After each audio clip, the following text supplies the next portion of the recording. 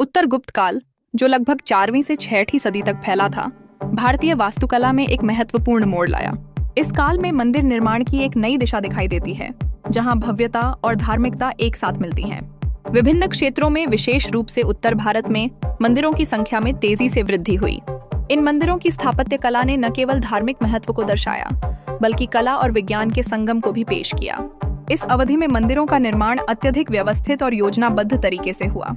निर्मित मंदिरों में शिल्पकला का अद्वितीय काम देखने को मिलता है, जिसमें भव्य स्तंभ, विस्तृत जड़ी भक्ति और दीवारों पर अद्भुत चित्रण शामिल हैं।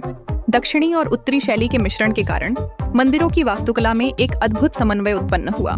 यह समय विशेष रूप से ब्रह्मा, विष्णु और शिव के मंदिरों के निर्माण में समृद्ध अनुभव का गवाह बना। मंदिरों की संरचना में केंद्रीय प्रवृत्ति विभिन्न मंडपों और शिखरों का निर्माण रही। यह शिखर मंदिर की ऊंचाई को बढ़ाता था और धार्मिक उत्सवों एवं अनुष्ठानों के दौरान श्रद्धालुओं की दृष्टि को पकड़ लेता था। इसके अलावा मंदिरों के चारों ओर परिक्रमा पथ और जलाशय होते थे, जो न केवल सौंदर्य को बढ़ाते थे, बल्कि भक्तों को पवित्रता का अनुभव भी कराते थे।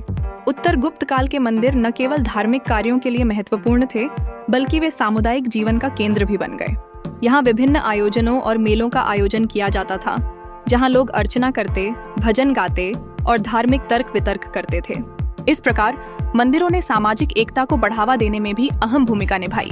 इसके अतिरिक्त मंदिरों की एक और खासियत यह थी कि यहाँ वास्तुकला के साथ साथ मूर्तिकला का भी अद्भुत संगम देखने को मिलता है। मंदिरों की दीवारों पर बनाए गए चित्र और मूर्तियां उन काल की सांस्कृतिक विशेषताओं और धार्मिक आस्था को दर्शाते हैं। इन मूर्तियों में जीवन के विभिन्न पहलुओं को दर्शाने वाला अद्वितीय शैलीबद्ध दृष्टिकोण देखने को मिलता है, जो न केवल कला की उत्कृष्टता को प्रस्तुत करता है, बल्कि उस समय की औषधीय और दार्शनिक विचारधारा को भी प्रदर्शित करता है। इस प्रकार उत्तर गुप्त काल का मंदिर निर्माण न केवल वास्तुशिल्प की दृष्टि से महत्वपूर्ण था, बल्कि यह उस समय के सांस्कृतिक, धार्मिक और सामाजिक जीवन का भी एक सजीव प्रमाण है। इस काल के मंदिर आज भी उन अद्भुत कलाकृतियों के रूप में याद किए जाते हैं, जो भारतीय संस्कृति के महानतम उदाहरण हैं। उत्तर गुप्त काल भारतीय इतिहास की एक महत्वपूर्ण अवधि में मंदिर निर्माण की गतिविधियों में एक नई ऊर्जा दिखाई दी। इस युग में मंदिर केवल पूजा के स्थलों के रूप में नहीं, बल्कि कलात्मक और सांस्कृतिक विकास के केंद्र भी बन गए। जो वास्तुकला ने इस काल में नई दिशाएं अपनाई, उन्होंने न केवल धार्मिक भावना को व्यक्त किया, बल्कि समाज की कला और संस्कृति को भी दिशा दी। मंदिरों का निर्माण न केवल भव्यता के लिए किया गया, बल्कि उनका उद्देश्य भक्तों को समर्पित स्थान प्रदान करना भी था। ये मंदिर उनके स्थापत्य में बेजोड़ थे, जहाँ प्रत्येक स्तंभ, हर दीवार और हर मूर्ति में एक अद्वितीय कहानी थी। तीर्थ स्थलों की सुंदरता और आकार का उपयोग करते हुए श्रेष्ठ शिल्पकारों ने धार्मिकता और आस्था का प्रतीक बनाते हुए इन मंदिरों को जीवंतता दी। प्रमुख मंदिर जैसे कि कुंभकोणम और धौली में अद्वितीय शिल्प कार्य और अलंकरण प्रतीकात्मक थे। यहाँ के शिल्पकारों ने पत्थरों में जीवन की तरह ही अद्भुत बनावट और फिनिशिंग का कार्य किया। इसे देखकर भक्त और आगंतुक मंत्रमुग्ध रह जाते थे। मंदिरों का यह विस्तृत नेटवर्क न केवल धार्मिक मान्यता का ध्वजवाहक था, बल्कि यह सांस्कृतिक समृद्धि का भी प्रतीक था।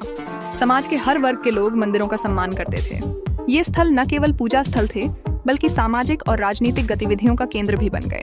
यहाँ धार्मिक कार्यक्रमों के साथ साथ सामाजिक समारोह भी आयोजित होते थे, जिससे समाज की एकता और भाईचारे की भावना को बढ़ावा मिलता था। इस समय की वास्तुकला ने समय के साथ विकसित होती गई भारतीय संस्कृति को समाहित कर लिया। यह काल भारतीय कला और संस्कृति में एक उच्च बिंदु के रूप में जान जाता है।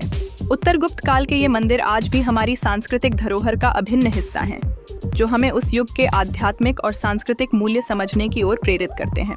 इन मंदिरों में जो रचनात्मकता और विविधता देखी गई, वह भारतीय स्थापत्य कला की धरोहर को संजोए रखने में सहायक रही।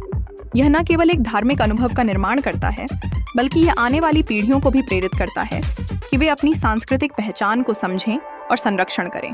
इस प्रकार उत्तर गुप्त काल के मंदिर निर्माण ने एक युग का निर्माण किया, जहां आध्यात्मिकता और कला का अद्भुत संगम हुआ।